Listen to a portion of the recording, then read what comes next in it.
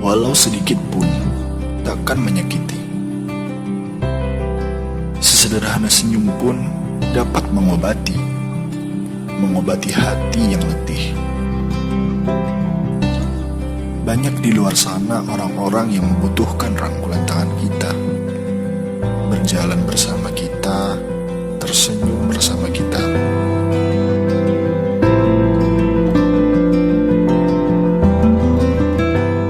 Kita doakan semoga sukses dan bisa lancar dari ilmu. Semoga Tuhan beri rezeki yang banyak. Saya doakan semuanya kesehatan, panjang umur, selamat dunia akhirat.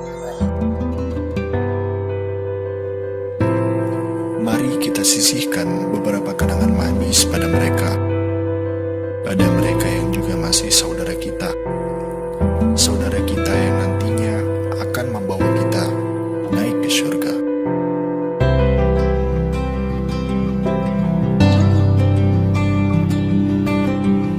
Hidup lebih berkah dengan sedekah bersama Rumah Sedekah Nahdlatul Ulama.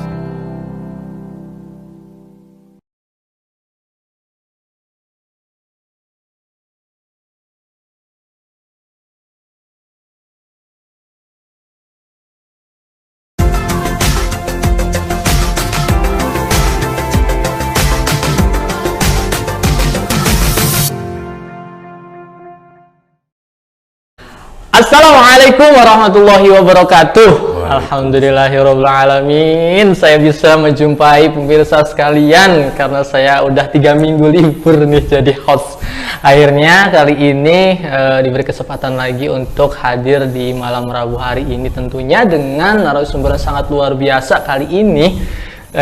Spesial banget dari bapak yang tadi nebak loh, tadi padahal kita belum kenalan belum apa, tapi udah bisa nebak bahwasanya saya dari Cirebon. Keren banget ini Cirebon. Aku mikirnya apa, jangan-jangan ini murid Jago Samsudin.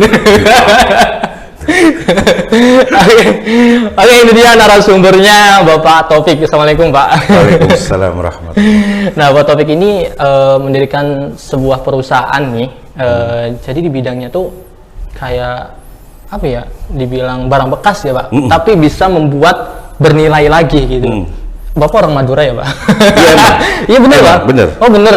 Oh bener. Soalnya kan orang Madura kan terkenal rongsokan. Iya, bapakku Pamekasan. Oh Pamekasan.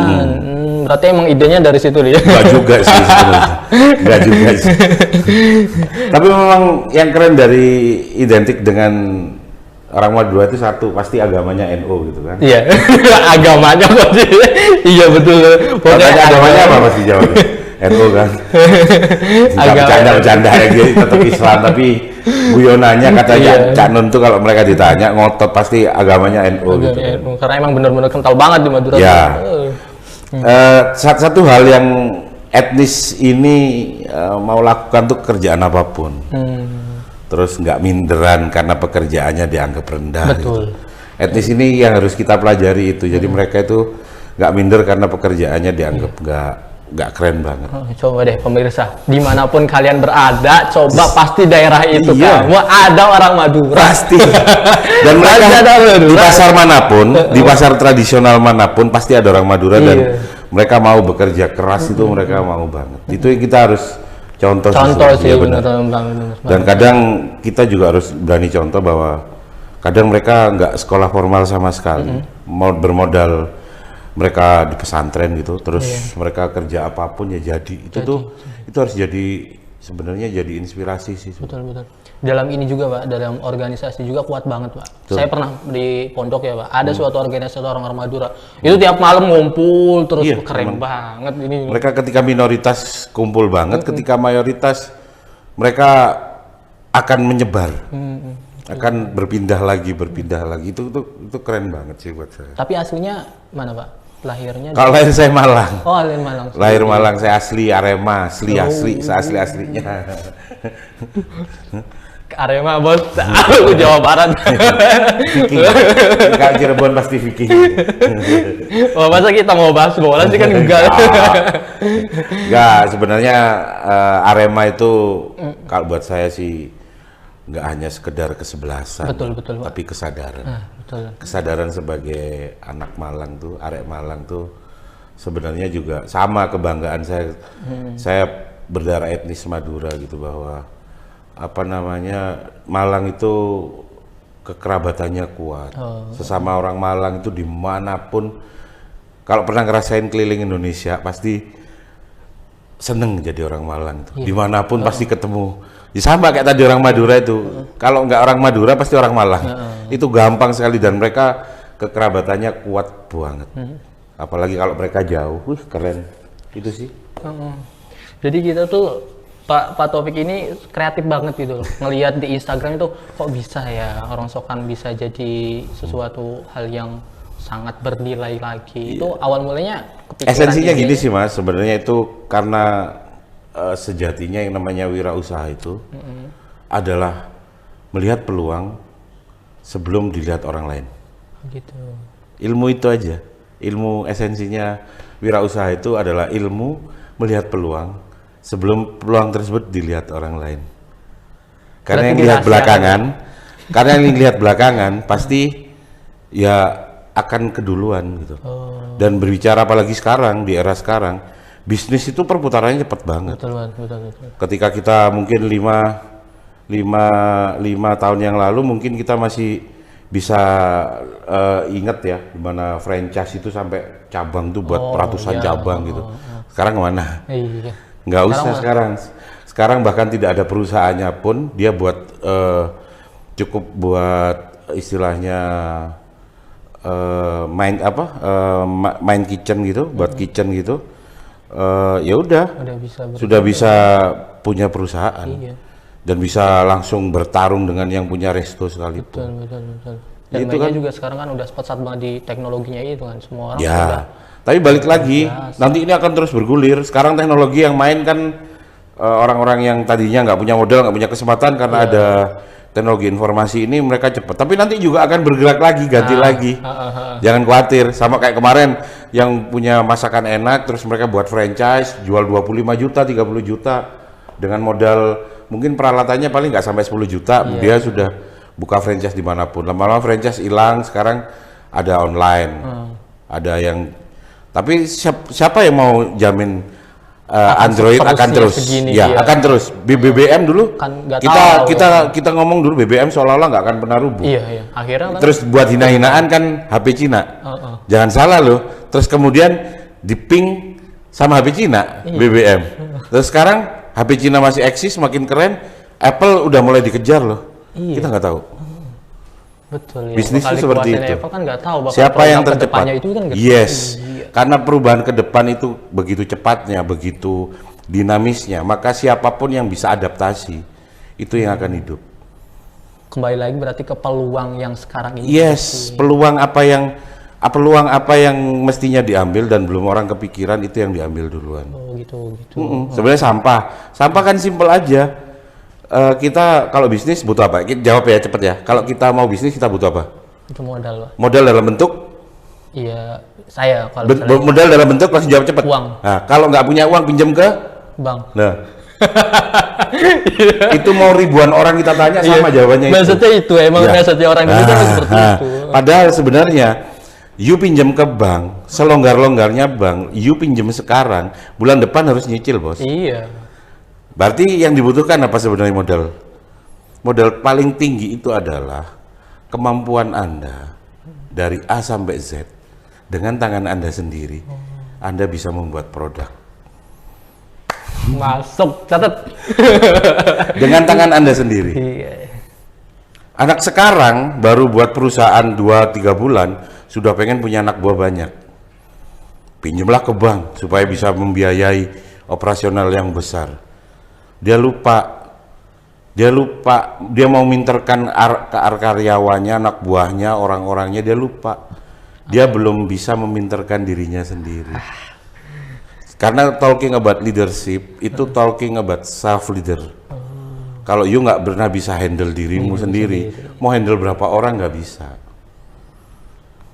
Jawaban selama ini saya Cari ya. Cari. Iya, pasti gitu. Cari-cari. Tenang aja. Oke. Dicocok banget nih buat para yang jadi anak-anak kan, muda lah. ya yang kan baru semua orang kan pertama pengen kali jadi leader, jadi bos gitu Iya. kan. Padahal semua ada masanya. Kalau memang you layak jadi leader, kadang nggak punya apa-apapun, nggak ikut punya pesantren, dijadikan pengurus dijadikan pengasuh pesantren gara-gara dia memang dia layak kan. Iya. Kadang-kadang yang punya anaknya yang punya pesantren, tapi lebih memilih dia cari orang. Oh gitu. Nggak bisa kita memaksakan masa kita, itu nggak bisa. Dirimu bawa uang 1 miliar, 2 miliar untuk modal. Saya bermodal sampah, kita beradu terkenalan siapa. Iya. Bukan masalahnya di apa yang kita bawa, tapi balik ke diri kita. Berarti sedini mungkin yang belajar mengendalikan diri sendiri itu. Harus. Kita mau mengendalikan apa, Mas? Mau jadi avatar, mengendalikan air, udara, api gitu. Tapi you nggak bisa mengendalikan dirimu sendiri, nggak bisa. Makanya terus kumpullah dengan para pengusaha biar ketularan jadi pengusaha. Iya, jadi pengusaha, tapi pengusaha yang sekualitas apa? Nah, itu dia. Makanya kan di situ. Takutnya gini loh, takutnya dirimu cuman kayak anak kecil, anak TK pas 17 Agustus, mereka jadi apa? Jadi Polisi. pemain, jadi Polisi, tentara, jadi perawat, jadi dokter.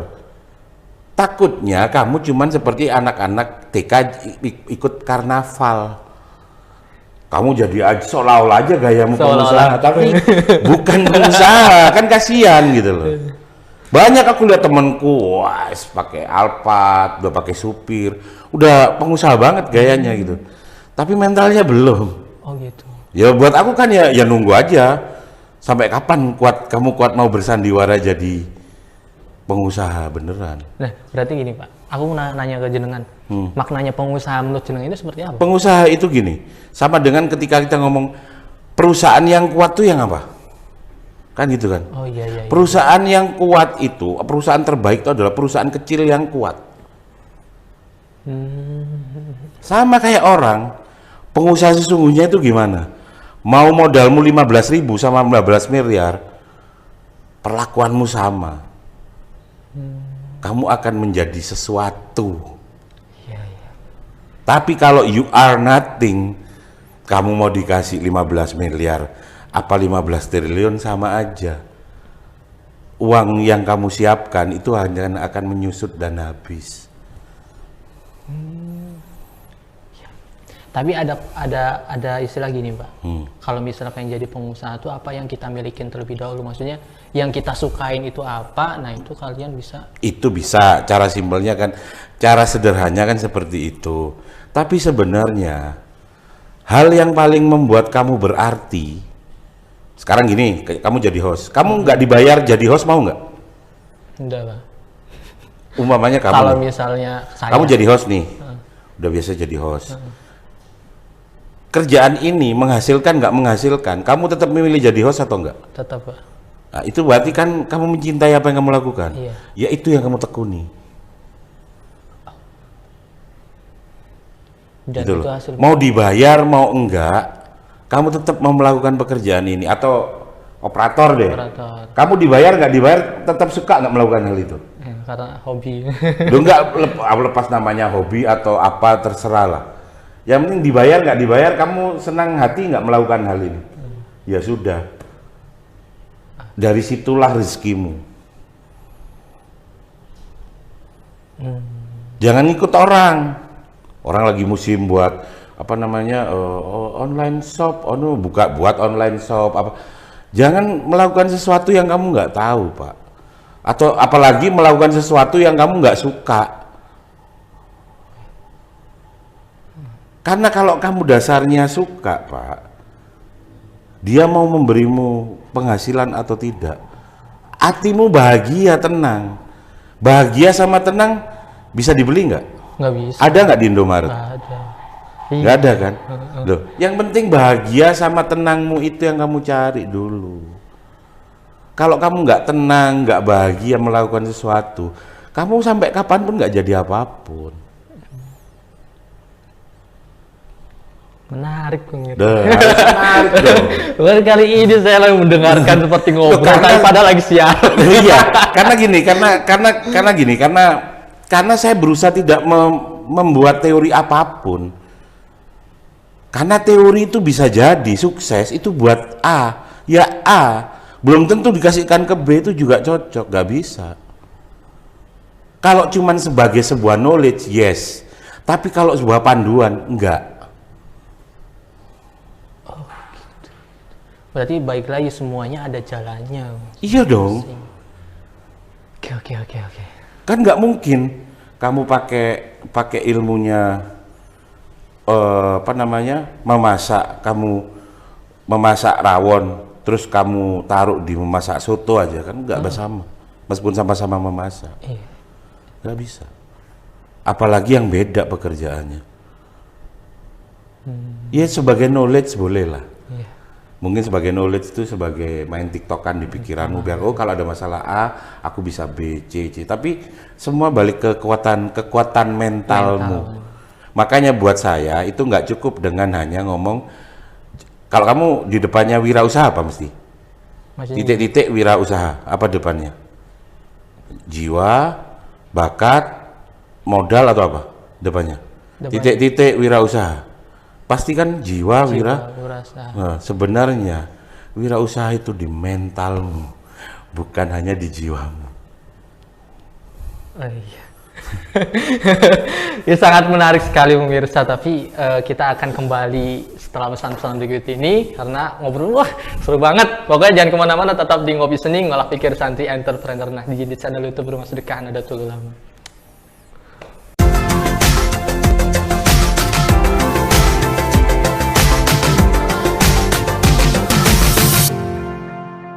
Hai Sobat Barokah, tahukah kamu manfaat haji di usia muda? Pertama, kamu masih punya fisik yang kuat. Kedua, kamu bisa menolong jamaah lansia yang membutuhkan. Ketiga, kamu dapat memohon jodoh terbaik. Keempat, kamu dapat banyak waktu untuk menjadi lebih baik sepulang haji. Informasi lebih lanjut, kunjungi laman bankjatim.co.id atau kunjungi kantor cabang syariah maupun kantor layanan syariah Bank Jatim. Tunggu apa lagi? Segera daftar haji di Bank Jatim Syariah. Bersama madu berkah songo-songo, insya Allah tubuh tambah kuat dan tambah sehat.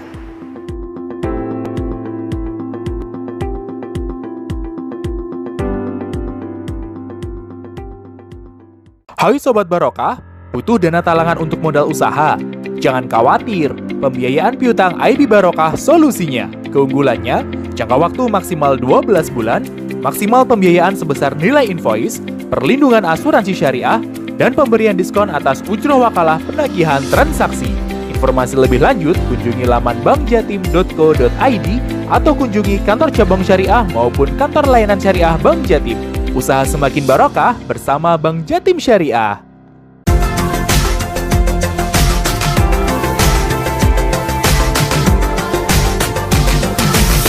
Bersama kami tentunya di channel YouTube Rumah Sedekah Nahdlatul Ulama, podcast Ngopi Seni Ngolah Fikir Santri Entrepreneur Nahdliyin. Nah, ini lanjut nih, Cang-Cang ngomong santripreneur itu aku ingat tahun 2019 saat aku jadi salah satu narasumber di sandipreneurnya Kementerian Pemuda Olahraga di Bali saat itu. Sempat aku ngisi di situ dan keren loh sebenarnya kalau semua santri itu di belakangnya adalah entrepreneur. Iya. Karena santri itu sebenarnya mereka punya basic entrepreneur yang nggak dimiliki oleh santri manapun di seluruh dunia. Apalagi santri NU loh. Iya. Masuk pasti bisa nyuci sendiri, bisa masak sendiri. Terus tidur karpet aja kan kamu udah bisa hidup. Tapi kan terkadang ini, Pak, santri itu halangannya tuh kayak semodel guru entrepreneur itu nggak ada, Pak. Sebenarnya karena di pondoknya itu kan iya, itu kan tinggal kita membuat sebuah konsensus bersama kali ya. Iya. Teman-teman yang udah senior, yang benar-benar entrepreneur mau balik lagi ke pesantrennya keren sebenarnya sih. Aslinya kita itu mulai jadi santri aja, kita tidur di karpet itu loh udah bisa hidup. Udah bisa hidup. Makan nggak peduli enak atau enggak, yang penting makan bareng satu talam ya. Itu enak. Kalau satu aku dulu satu lengser sih, satu aja. Iya. Apa sekarang namanya? Lengser namanya. Lengser sama ya. Ya. Di sini juga pakai lengser. Iya, kan makanya seperti itu. Iya. Itu sebenarnya sudah talking about teamwork, Iya. talking about apa namanya simple life. Sebenarnya kita itu santri-santri Nahdlatul Ulama itu sudah punya modal untuk jadi entrepreneur. Karena mereka satu mandiri, kedua memang mereka hidup bersahaja banget. Ketika kita bisa hidup bersahaja itu sebenarnya itu sudah modal sebagai seorang entrepreneur yang sangat-sangat mahal. Iya, Kan nggak gayanya dulu kan anak-anak pesantren kan, nggak mentingin gaya gitu. Iya. Keren, hidup apa adanya dulu. Ya, itu bisa dilihat aja teman-teman di sini kalau ngopi di sana pakainya sarungan, kaos Iya, biasa. kan bersahaja kan. Iya, bersahaja. Itu sebenarnya sudah modal. Modal ya, Pak. Jangan gaya lo duluin. Iya. Sultan-sultanan lama-lama kebongkar semua, Kebongkar. melarikan diri Ya. semua. Mana tuh para sultan Benar kan gitu. tuh. Kan akhirnya seperti itu. Karena sejatinya buat saya itu pengusaha itu makin dia sukses itu bukan efeknya dia makin kelihatan mentereng dan kaya, tapi semakin banyak orang yang merasakan kehadirannya. Oh, Efeknya buat society.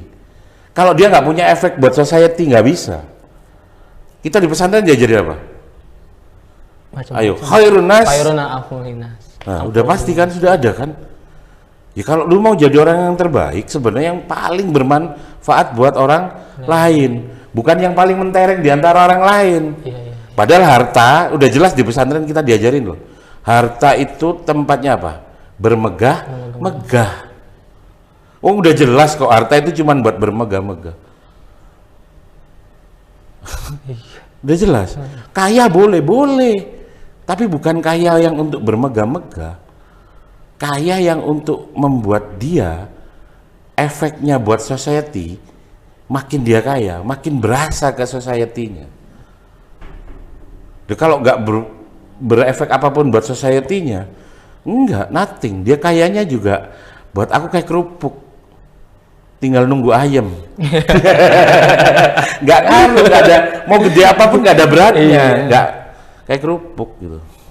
Pak, kalau bicara seorang santri ketika di luar nih Pak, kan bertemu dengan orang biasa nih Pak. Kadang itu sesuatu yang apa ya? Saya merasakan tuh kok berbeda ya maksudnya. Kita harus bisa menyesuaikan. Nah, bagaimana caranya untuk menyesuaikan tersebut? Maksudnya menyatukan dua kepala ketika ingin bergabung misalnya.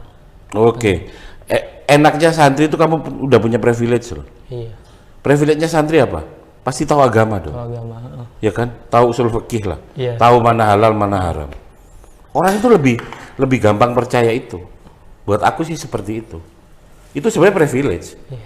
Kalau mamanya kamu nih nggak pernah mondok, kan orang masih bertanya-tanya dong. Ini anak ngerti hukum nggak sih? Kan gitu. Oh iya, iya. Itu sebenarnya sudah punya privilege.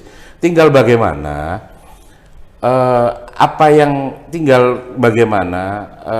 yang biasa kamu lakuin di pesantren itu kamu aplikasikan di kehidupan sehari-hari.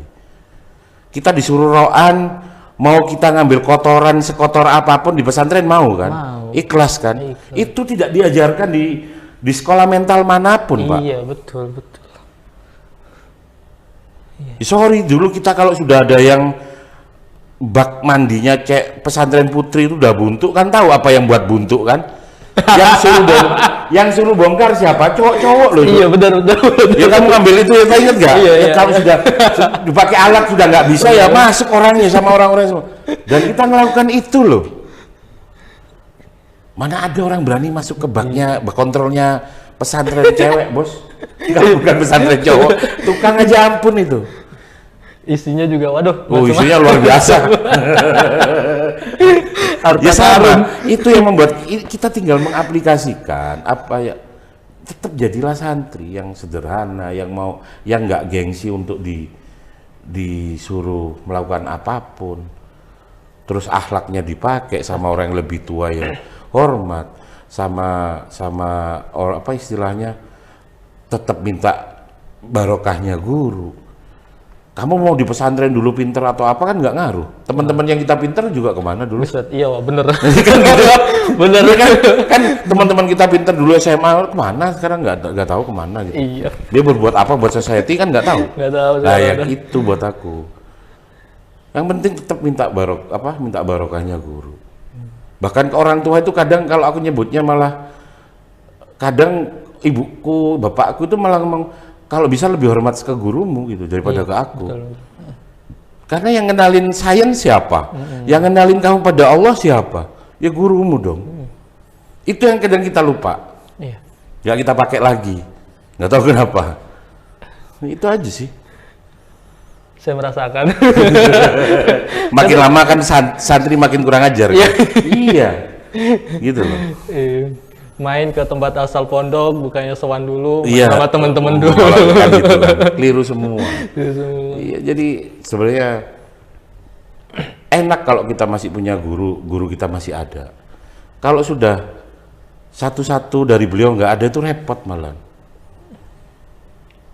Aku udah ngerasain guruku satu-satu nggak ada, yang dulunya bisa sowan, sekarang cuma bisa ke pesareannya. Sama Fatihain. Kamu akan makin hampa gitu loh. Hampa ya. Ya ini memang kenyataan dan itu nggak kamu temukan di buku manajemen manapun, Pak. Iya.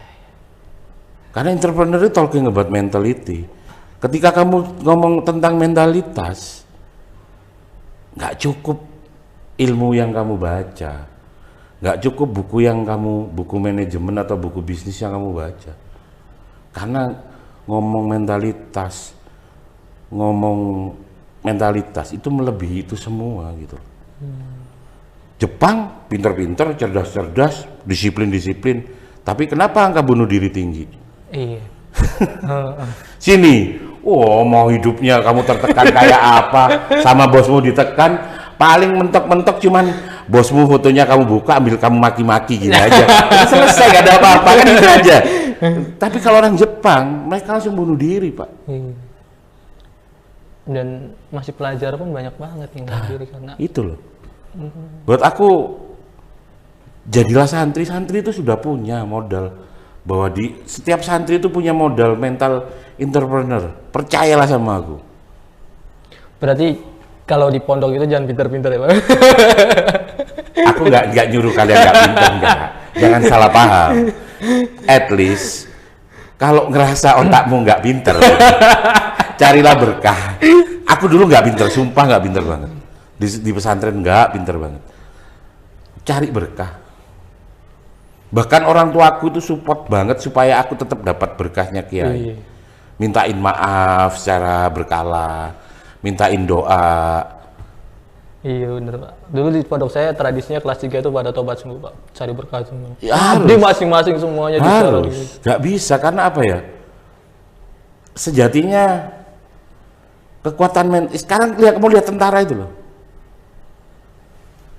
Dia kalau merasa tentara itu yang membuat dia kenapa mempunyai daya juang tinggi karena mentalnya memang ditempa sampai batas kekuatannya. Cara yang paling sederhana tentara itu ngapain kalau ketemu atasannya?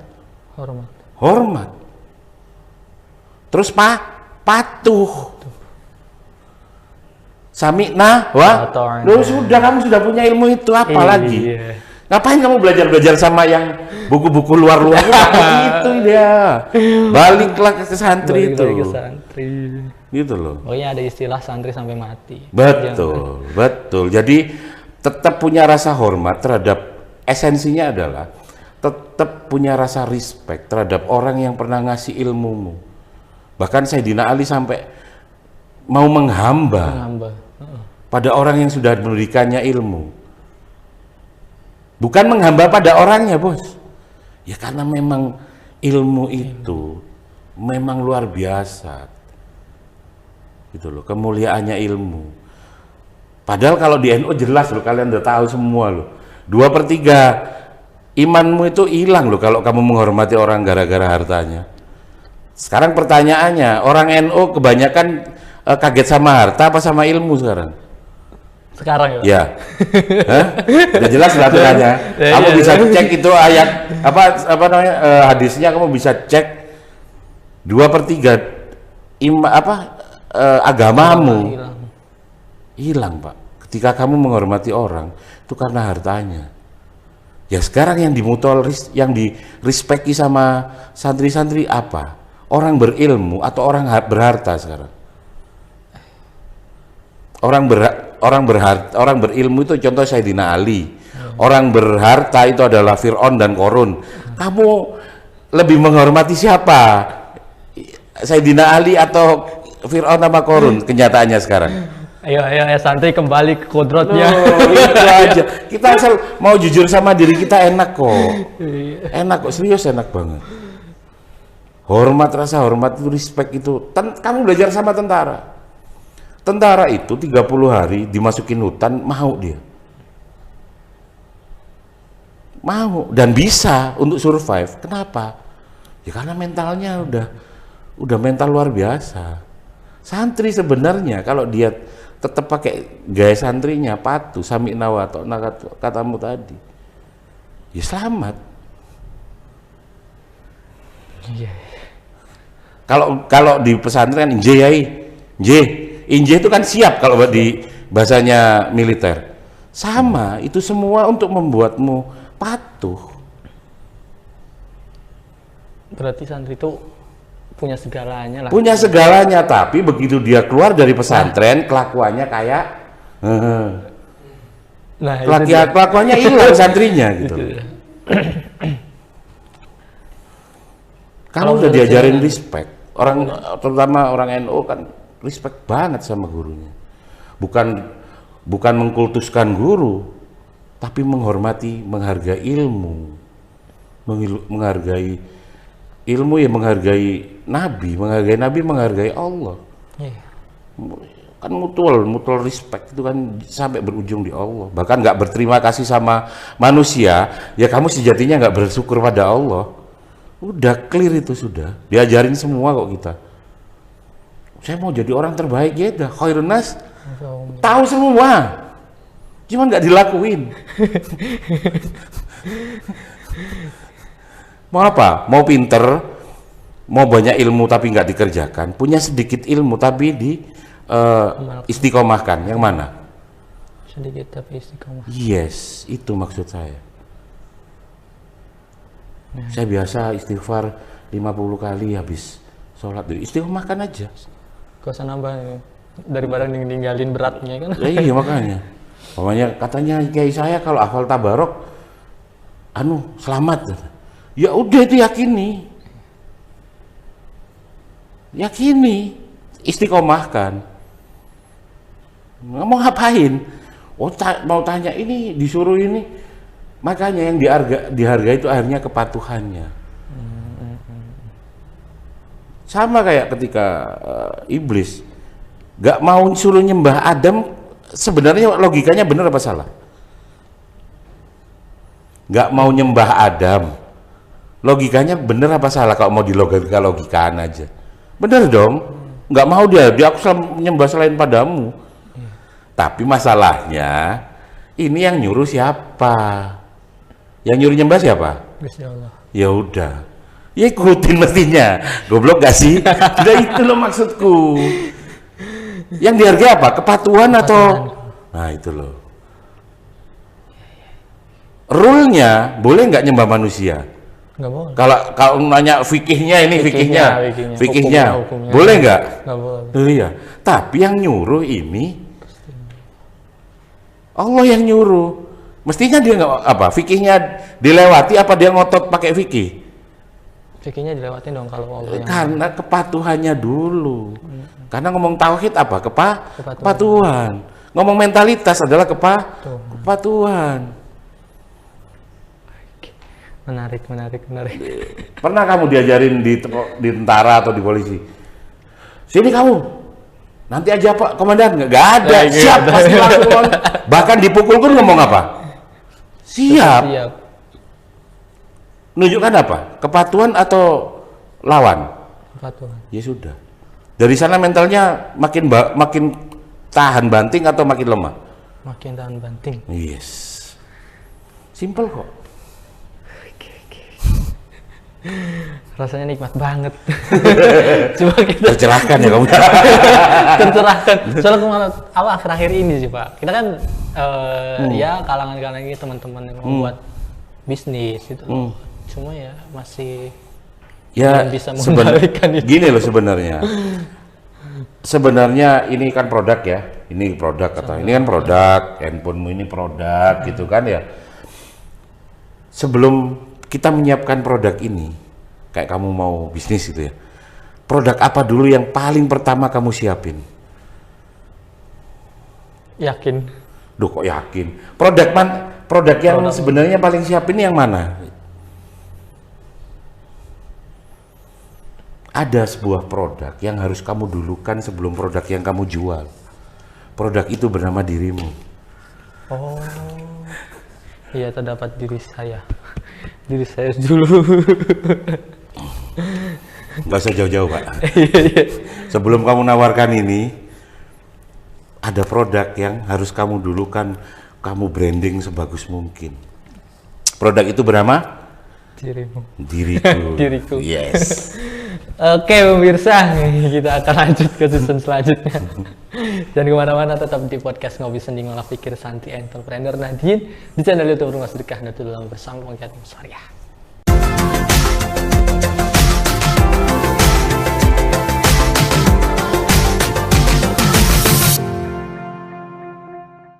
Hai Sobat Barokah, kini kamu bisa melakukan pembayaran dengan virtual account Bank Jatim di aplikasi Opopart. Caranya, buka aplikasi Opopart, pilih produk yang kamu inginkan, masukkan alamat penerima dan pilih jasa pengiriman, kemudian pilih cara bayar dengan virtual account Bank Jatim. Gampang banget kan?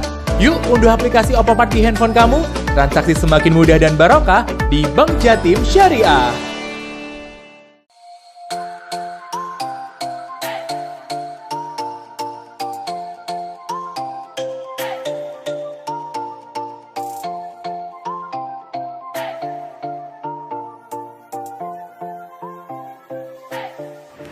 Assalamualaikum warahmatullahi wabarakatuh. Monggo para santri, para kiai, para aktivis, para pengabdi minum madu berkah songo-songo yang diproduksi oleh Pesantren Tahfidz Mambaul Ulum dan Rumah Sedekah Nahdlatul Ulama bersama dengan mitra.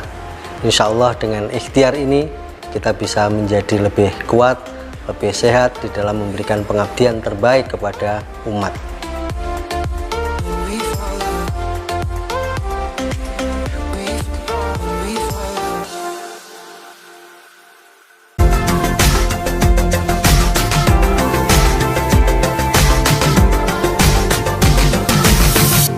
Acara podcast Ngopi Sendi Ngolah Pikir Santi Entrepreneur Nadine di channel YouTube Rumah Sedekah Nahdlatul Ulama. Oke, kita bincang-bincang seru lagi dengan Pak Taufik. Ya Allah, kalau misalnya waktunya panjang ini sampai saya masih bisa diundang lagi kok. Iya. Oke, nanti udah bilang sendiri ya bakal diundang lagi. Enggak, buat saya tuh kalau balik ke pesantren tuh buat saya tuh kayak ya memang lingkungan ya hampir seperempat setengah hidup saya ya di pesantren. Jadi ya buat saya kayak saya pulang ke rumah, pulang aja. Dulu berapa tahun tadi pesantren? Saya 6-7 tahun. 6. Ketika pertama kali keluar di dunia umum, gimana merasakannya itu? Rasanya? Ya kalau buat aku sih saat itu mungkin karena mungkin nggak sekompleks sekarang hidup itu ya. Betul. Saat itu simpel aja sih, aku begitu keluar, aku cuman pengen apa istilahnya kerja. Bahkan aku dulu ditanyain sama bapakku mau kerja mau kuliah, aku kerja gitu. Buat aku udah cukup sih, aku ngerasain belajar itu udah cukup gitu. Sudah waktunya belajar dan bekerja gitu kan. Kalau belajar itu kan sampai mulai dari ayunan ibu sampai liang lahat kan. Tapi buat aku nggak cukup dengan hanya belajar aja, sudah waktunya mengaplikasikan. Sebenarnya ketika pertama kali itu aku udah ngerasa aku nggak pengen kuliah, nggak pengen ini, tapi saat itu ya bapakku pengen aku kuliah gitu. Ya udah aku kuliah, terus kemudian ya bapakku dulu pedagang pasar, ya aku ngikutin bapakku. Sederhana banget kok. bapakku pedagang pasar, ya aku jualan Berarti di pasar. pertama kali memulai dan belajar berbisnis itu di situ. Di pasar, jualan di pasar ya. Jualan di pasar sambil kuliah. Ya udah sesederhana itu aja. Ngalir gitu aja. Jadi nggak yang berpikir wah gimana cara jadi miliuner dalam 5 tahun. Nggak ada lah. Aku nggak mau ngatur-ngatur takdir Allah gitu loh. Kayak modelnya kamu memfeta komplit Tuhan gitu bahwa 5 tahun. Enggak. Buat aku ngalir aja. Yang penting kamu happy melakukannya. Iya. Terus jangan istilahnya jangan suudon pada kenyataan apapun. Meskipun kamu sempat suudon, kamu cepat segera balik lah. Karena sebenarnya apa yang kita alami itu untuk membuat kita itu makin matang sih, berproses. Buat aku seperti itu sih. Kehidupan itu sebenarnya kamu nggak butuh solusi apapun untuk menyelesaikan. Cukup kamu tetap berdiri tegak dan nggak rubuh alias menyerah. Coba kamu pikir, kamu pernah nyelesain masalahmu sendiri? Selesai sendiri kan? Sendiri. Ya sudah. Kalau diyakini gitu enak kok. Cuman Allah itu cuma nyuruh kamu tetap berdiri sama nggak menyerah. Badai pernah, badai ini alhamdulillah bisa diselesaikan. Nggak ada, ditunggu sampai badainya selesai. Yang selamat siapa? Yang bertahan. Iya. Gitu loh, sama kayak itu. Nggak ada yang, bagaimana Anda bisa keluar dari COVID-19 gitu? Karena saya menerapkan. Nggak ada lah, Bos. Nggak lah. Lagi. Jangan percaya banget lah. Penting ya karena dia sama Allah dibuat kuat gitu loh, nggak menyerah. Kalau mau nanya kenapa bisa lepas ini, nggak ada lah. Udah, jangan sok superhero, nggak ada superhero. Tapi dulu diterpa di Malang terus, Pak? Pondok? Enggak, saya sempat di Jakarta pernah, di Probolinggo pernah. Pernah beberapa kali. Ada istilah pengalaman itu menjadi suatu guru ya. Nah itu si santri itu kan pengalamannya di dalam terus di pondok terus keluar. Sebenarnya sekarang pertanyaan gini, emang apa bedanya dengan kamu sekarang di depan PC? Emang kamu sekarang bisa kemana? Bisa kemana aja kan sebenarnya, tapi kamu memilih di mana? Di kamar aja kan? Kau pinter banget kamu cari pembenaran, nggak udahlah, sama aja sebenarnya. Iya ya. Sebenarnya sama aja. Tergantung kekuatan mentalmu. Orang bisa jadi kamu di sini dikunci 1 tahun, maunya kita bertiga nih dikunci di sini dalam 1 tahun. Orangnya yang membedakan itu pasti apa? Mentalitasnya. Ada yang tiap hari udah mulai nyanyi-nyanyi sendiri, ada yang nangis-nangis sendiri, ada yang teriak-teriak, ada yang tetap nyantai aja, ada yang malah buat karya. Tergantung dirimu.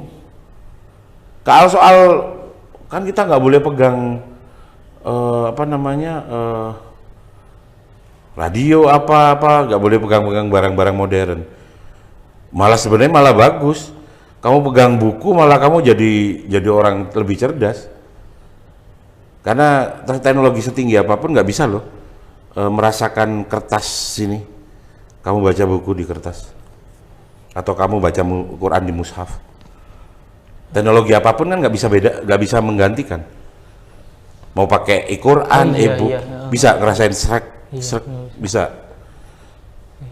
Kamu bisa aplikasi langsung Maktabah Samila, langsung kitab apapun ada di situ. Tapi kamu nggak bisa ngerasain kertasnya. Gitu. Pasti kamu akan pengen pegang fisiknya. Nggak ada alasan kamu karena tertekan cuma satu tempat, nggak ada. Enggak, itu alasan aja. Karena nggak ada gadget kok ya beres. Kita aja yang mikir, wah gimana nih nggak ada ini. Namanya ini kan calon orang sukses sama gagal perbedaannya kan satu. Calon orang sukses itu selalu punya 1-2 cara untuk selesai dari masalahnya. Tapi kalau calon orang gagal selalu punya 1-2 alasan untuk selamat gitu. Kan pinter kalau sudah cari alasan, ngeles saya kayak bajai. Nggak ada itu. Semua kita balik itu, kita belajar jujur pada diri kita. Terus belajar apa adanya, nggak usah mementingkan style dulu. Nggak usah, result dulu, hasil dulu. Style itu nyusul gampang. Kalau cuma sekedar bergaya itu kan gampang bentuknya. Kalau sekedar buat gaya-gayaan, orang iPhone 13 sekarang udah disewakan. Udah disewakan, iya. Disewa, terus kamu bisa panggil MUA biar nampak ganteng, fotografer. Bisa. Kalau cuma sekedar gaya itu bisa.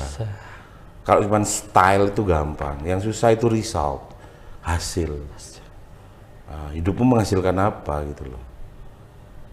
Oke, habis ini kelar kita jalan ini. Iya, Pak, ini Pak, tentang makna sedekah, korelasi hidup dengan sedekah. Berjenengan itu seperti apa? Ya sedekah buat saya itu ya itu tadi. Khairun nas anfa'um linnas itu sudah sedekah sebenarnya. Di dalamnya udah include. Punya ilmu ya sedekah ilmumu. Punya harta ya sedekahkan harta. Iya. Apapun nggak ada alasan kamu untuk nggak bersedekah, Pak. Karena bagian dari rukun Islammu ya salah satunya itu. Katanya nggak perlu sholat nomor 2 ya. Nomor 2. Nomor 1 sadar. Kalau anak pesantren kan gitu, sholat itu nomor 2. pengen sholat dulu tuh. Sholat nomor 2. Ya, sholat nomor 2. Yang pertama syahadat. Ya syahadat pertama, terus kemudian 2 sholat. Ketiga apa? Setelah sholat? Zakat. Ya sudah. Charity in English. Atau sedekah. Ini sudah nempel sama sholat. Habis sholat tuh pasti sedekah, bahkan ada pagi maupun malam, kelihatan maupun sembunyi. Udah nggak bisa enggak itu. Ya mending kamu nggak usah pergi haji deh, daripada kamu nggak sedekah. Terus pertanyaannya banyak yang bolak-balik berangkat umroh tapi kok makin pelit gitu. Itu dia. Nah itu masalahnya. Padahal sholat dulu baru kemudian talking about charity. Enteng tangannya memberi sesuatu pada orang lain. Ini balik-balik ini. Itu aja. Dan ini bagian dirimu jadi host kan sedekah. Dengan juga memberikan materi itu kan ya sama gitu loh. Bahkan senyummu pada sahabatmu ya sedekah. Nggak bisa nggak, itu keseharian. Bahkan Rasulullah, kamu nggak gablek apapun istilahnya ya sedekah tetap nggak bisa. Itu rangkaian dirimu kalau mau masih disebut orang Islam. Bahkan senyummu wis petuk konjomu, senyummu masih hatimu lagi hancur. Ya senyum dalam bentuk untuk membahagiakan orang lain, bukan untuk berpura-pura. Meskipun di dalam ini lagi hancur. Waduh, puitis banget. Dalam lagi hancur, tapi tetap senyum. Untuk apa? Bukan untuk pura-pura, tapi untuk menghibur atau membahagiakan sahabat kita. Itu sedekah. Tapi jenengan pernah nggak merasakan keajaiban atau manfaat? Tak banget, udah sering banget. Salah satunya yang sangat besar itu apa? Jadi pernah aku di sebuah malam, aku ingat aku saat itu bener-bener yang posisi lagi yang nggak happy lah. Malam sekitar jam 1 jam 2 ada ibu-ibu gandeng anaknya. Aku yakin lah untuk cari angkot susah lah jam segitu ya, dia jalan. Tanya aku mau kemana bu, mau ke Arjosari, aku inget jam 1 jam 2. Ya kamu tahu lah ada orang keluar jam 1 jam 2an itu pasti galau kan. Aku nemu itu ibu sama gendong anaknya sama nuntun anaknya yang mau kemana bu, mau ke Arjosari ini Saat itu ya terbersit gitu aja, aku udah ada berapa ya saat itu semua yang ada dompetku, meskipun nggak banyak, nggak sampai 100.000 lah, tapi aku kasihkan ke orang itu. Dan aku begitu nyampe rumah, ibu itu masalahnya ya aku yakin ya belum selesai juga sih, belum nyampe Arjosari mungkin. Aku juga baru nyampe rumah, Nggak tahu kenapa perasaanku yang nggak enak lagi, nggak bahagia, ya kayak ada yang nyapu hilang, kayak ada yang ngepel hilang, gitu aja tanpa sebab. Tanpa sebab. Suatu kejadian luar biasa seperti itu. Aslinya gitu, nggak usah kita segede-gede, apa istilahnya, nggak usah kita yang uang sampai besar gitu untuk sedekah, ya nggak usah. Ya, hal-hal remeh kecil itu aja loh, yang mungkin kalau cerita ke orang, ya enggak lah, nggak ada istimewanya, biasa aja. Tapi beneran itu kayak yang masalah itu hilang tanpa sebab, sudah nggak usah kamu cari penyelesaiannya, selesai. Itu kalau buat logikaku sih namanya energi itu kan nggak bisa dihilangkan, tapi bisa dipindah. Mungkin karena aku ngerasa punya saat itu ada energi negatif karena susah ya. Aku punya energi positif sekecil apapun aku bagi ke orang. Energi negatif ini lo langsung berpindah, kayak dinetralkan sama semesta gitu. Dan itu terjadi pasti, Pak. Kayak kamu mencintai seseorang kan nggak bisa cinta itu dihilangkan kan nggak bisa, karena itu energi. Caranya bisa dirubah gimana? Ya merubah lah, sama siapa sekarang, dipindah gitu loh bos, jangan ke dia aja gitu bos.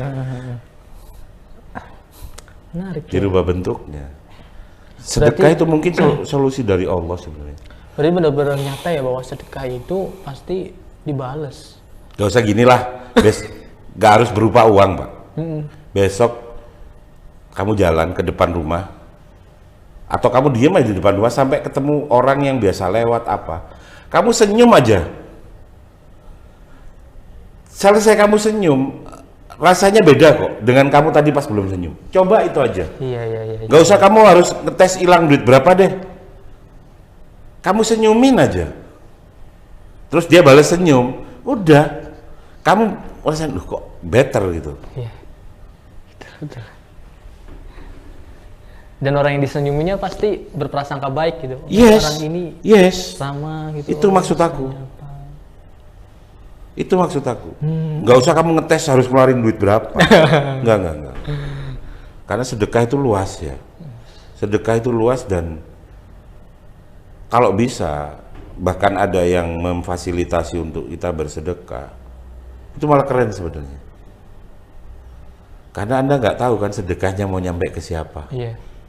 Dan yang terima sedekahnya kan nggak tahu dong itu dari siapa. Iya. Keren kan? Kan keren tuh. Langsung balik ke Allah aja, biar Allah yang. Yes. Itu. Ya mamanya kemarin kan ya sempat lah ya ada semacam yayasan penerima sedekah, terus kemudian dia penyalurnya, kemudian bermasalah. Ya buat saya ya itu masalahnya yang nyelewengkan, tapi tetaplah kamu harus jadi orang yang dermawan. Iya. Jangan pelit. Nggak bisa, karena nggak ada alasan Pak.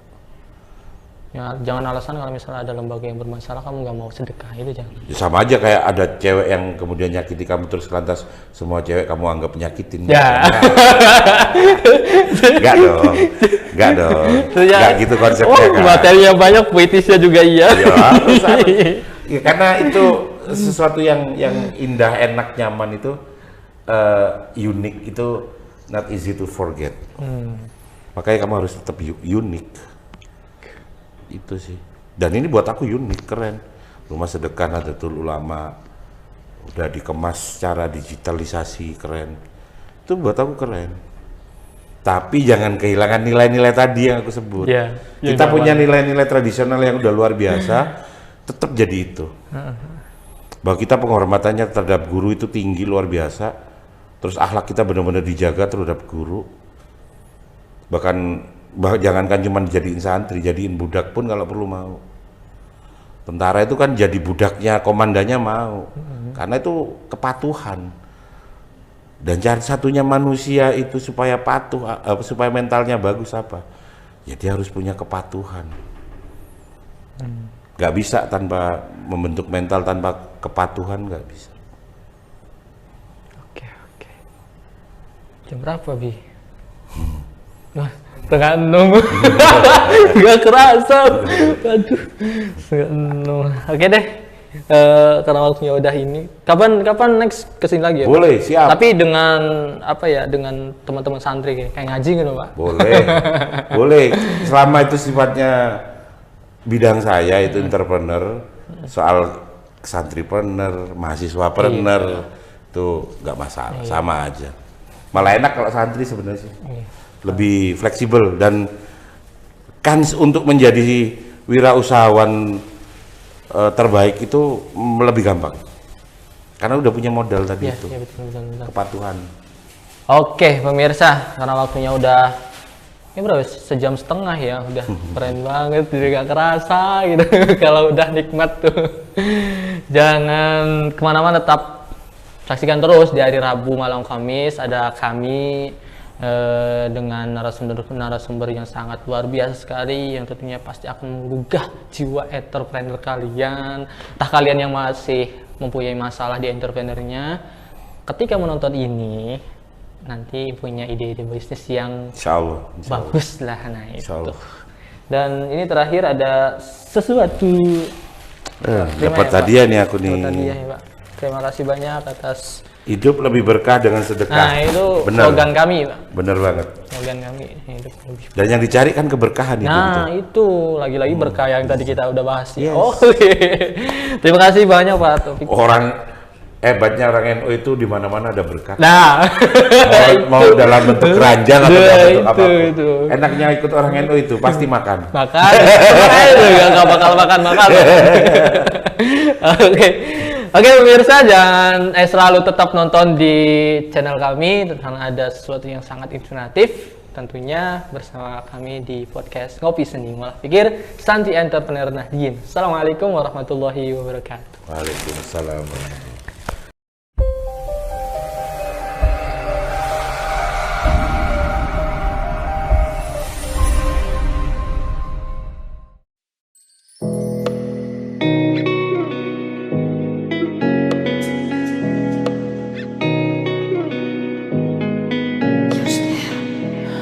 Sore hari ini kita akan berkunjung ke rumah korban kebakaran yang kebetulan ini mirisnya satu keluarga penjual bubur yang korban kebakaran karena gas LPG.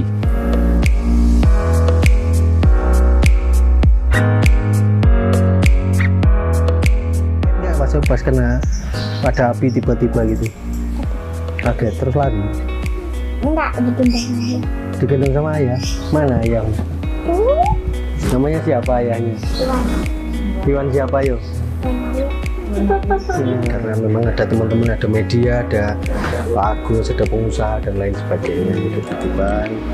Ini dari Unisma, tidak sangat banyak tapi moga-moga bermanfaat. Paling tidak ini bisa untuk memulai usaha baru. Dan nanti juga ada tambahan dari teman-teman dari Pak Agus ini, moga-moga ini bermanfaat. Dengan terima kasih.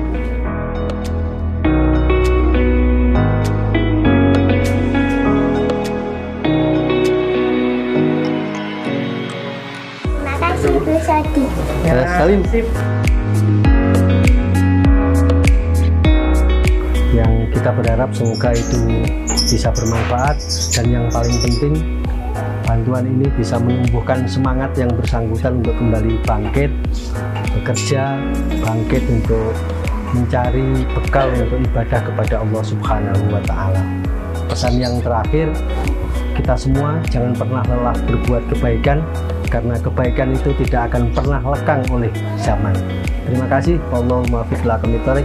Wassalamualaikum warahmatullahi wabarakatuh.